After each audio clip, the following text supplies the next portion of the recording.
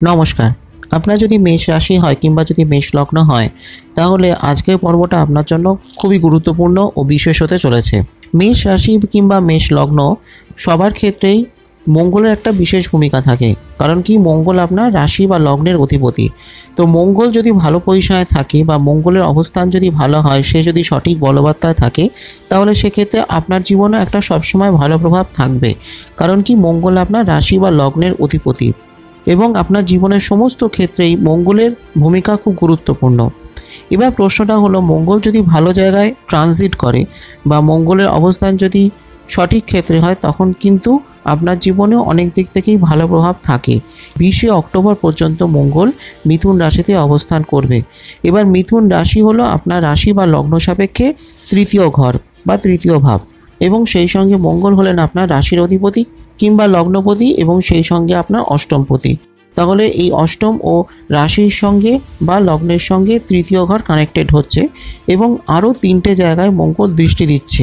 এবার প্রশ্নটা হলো, কোন 3টে জায়গায় দৃষ্টি দিচ্ছে এবং এই 3টে জায়গায় দৃষ্টি দেওয়ার ফলে এবং এই 3টে ঘরের কানেকশনের ফলে আপনার ওপর কী প্রভাব থাকছে, কোন কোন দিকে আপনার জীবনে উন্নতি আসবে, কোন সময় কোন কোন ক্ষেত্রে আপনার কী প্রভাব আসছে আপনার জীবনে, ইত্যাদি সমস্ত কিছু বিষয় নিয়ে হলো আমার আজকের একটি সংক্ষিপ্ত আলোচনা। খুবই গুরুত্বপূর্ণ আপনার জন্য, তাই সেই সব ভিডিওটা দেখবার অনুরোধ করলাম। ভালো লাগলে একটা লাইক করে দেবেন, শেয়ার করে দেবেন সকলকে, আর অবশ্যই কমেন্ট করে জানাবেন আপনার প্রশ্ন বা মতামত। সেই সঙ্গে অ্যাস্ট্রোআয়ুষ চ্যানেলে যদি আজ আপনি প্রথম হন, তাহলে চ্যানেলটিকে এখনই সাবস্ক্রাইব করে পাশের বেল আইকনটা ক্লিক করে রাখুন। ফলো ও লাইক করতে ভুলবেন না অ্যাস্ট্রোআয়ুষ ফেসবুক পেজ, যাতে যখনই আমি যে তথ্য বা ভিডিও দেবো তার নোটিফিকেশান সবার আগে আপনার কাছে পৌঁছয়।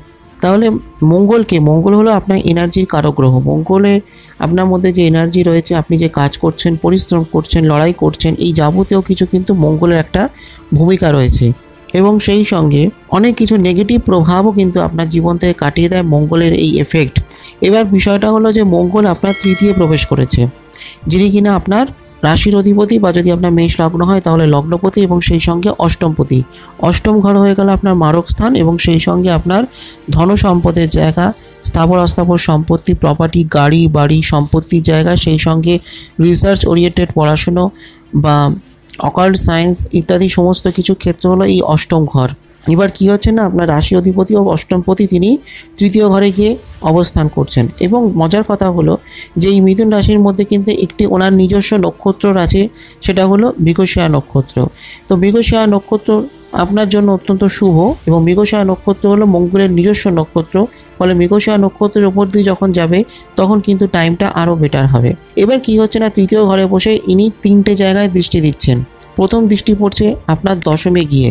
দশম হয়ে গেল আপনার কর্মের জায়গা, আপনার কর্মভাব, আপনার ক্যারিয়ার, আপনার জব অপরচুনিটি, আপনার কাজের ধরন বা আপনি কাজে কতটা সাকসেস পাবেন ইত্যাদি সমস্ত কিছুই কর্মভাব থেকে বোঝা যায়।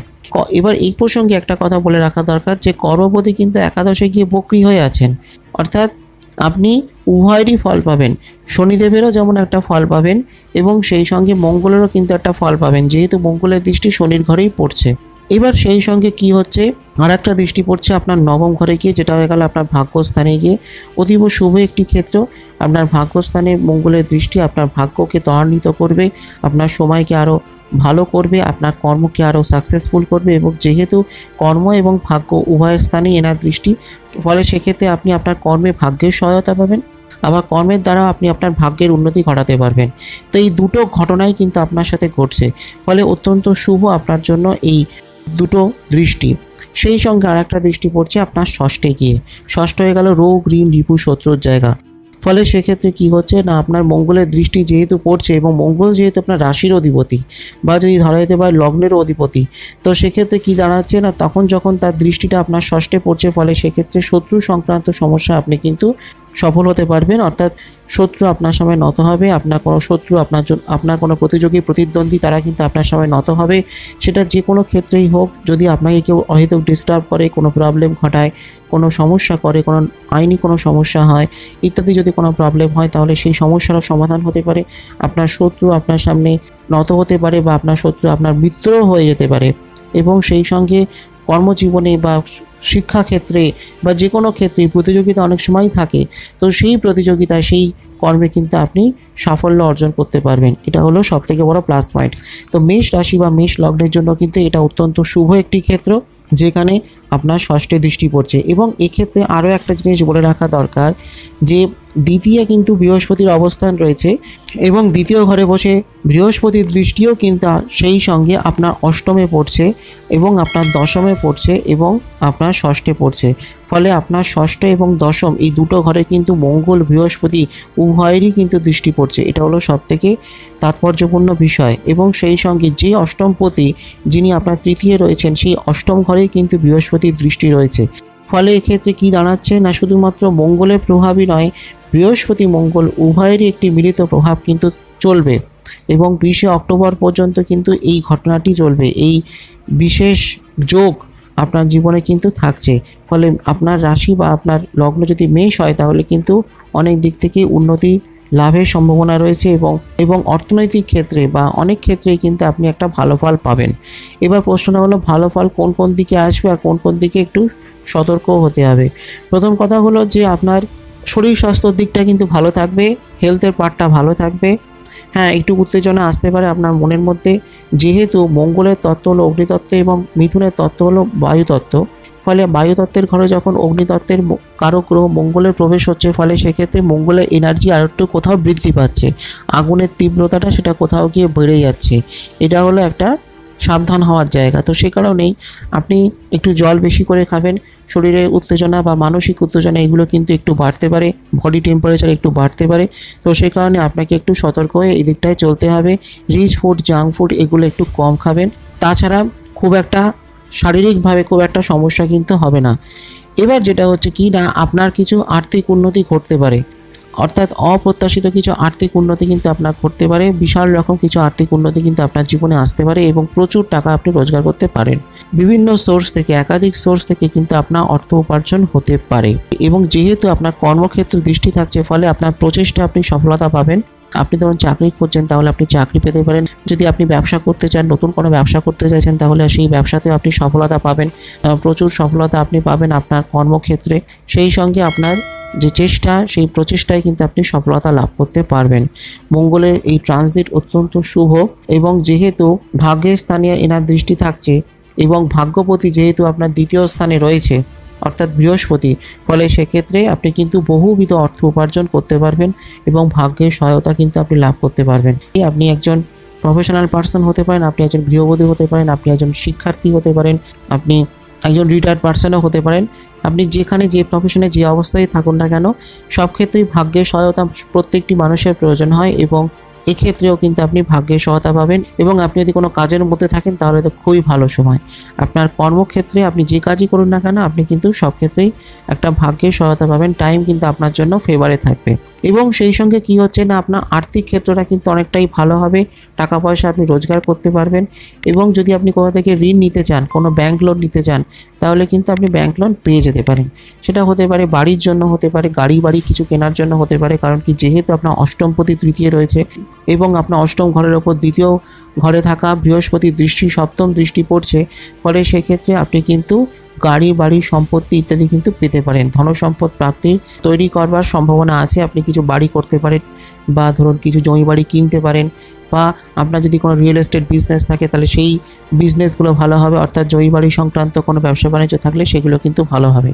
পৈতৃক যদি কোনো ব্যবসা বাণিজ্য থাকে তাহলে সেগুলো কিন্তু খুব ভালো হবে, যেহেতু নবম স্থান হয়ে গেল পিতা ধর্ম ভাগ্য এবং যেহেতু আপনার নবমপতি তিনি দ্বিতীয় রয়েছেন, ফলে পৈতৃক সূত্রে, পারিবারিক সূত্রে আপনি কিছু ধনসম্পদ কিন্তু আপনি পেতে পারেন। টাকা পয়সা আপনার আসতে পারে এবং একাধিক সোর্স থেকে আপনার অর্থ সম্পদ আসতে পারে।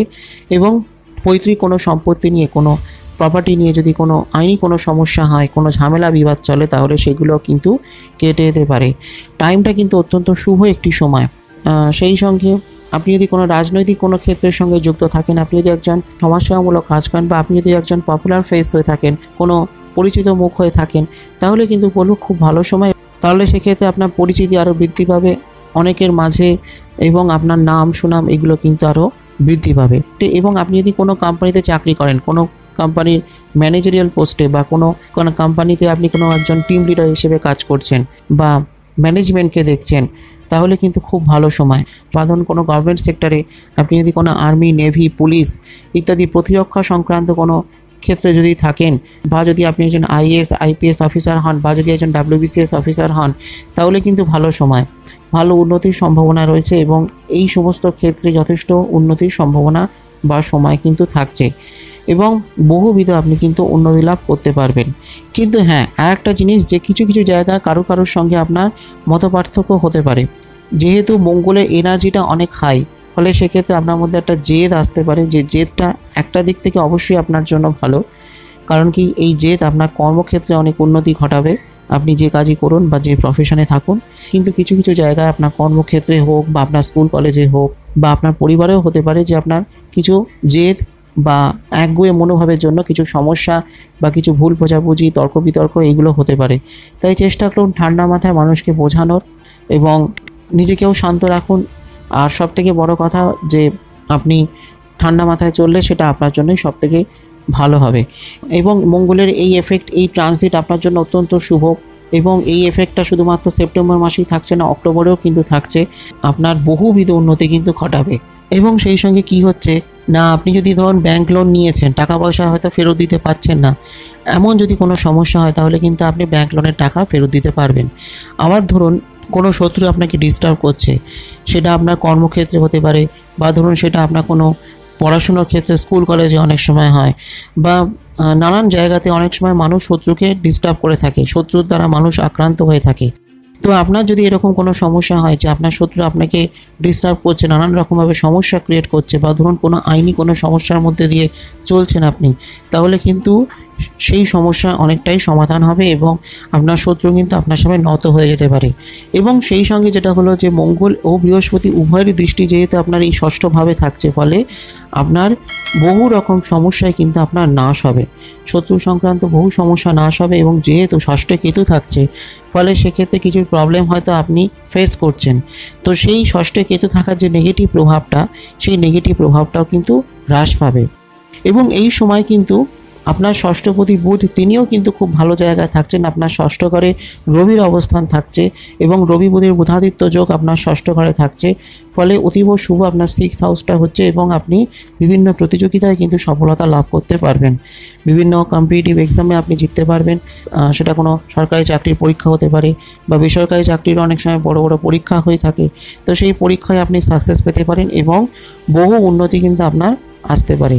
আর যেটা হলো কি না, আধ্যাত্মিক উন্নতি হতে পারে, আপনি কোনো আধ্যাত্মিক কোনো কাজকর্মের মধ্যে থাকতে পারেন, সেটা আপনার জন্য ভালো অবশ্যই হবে।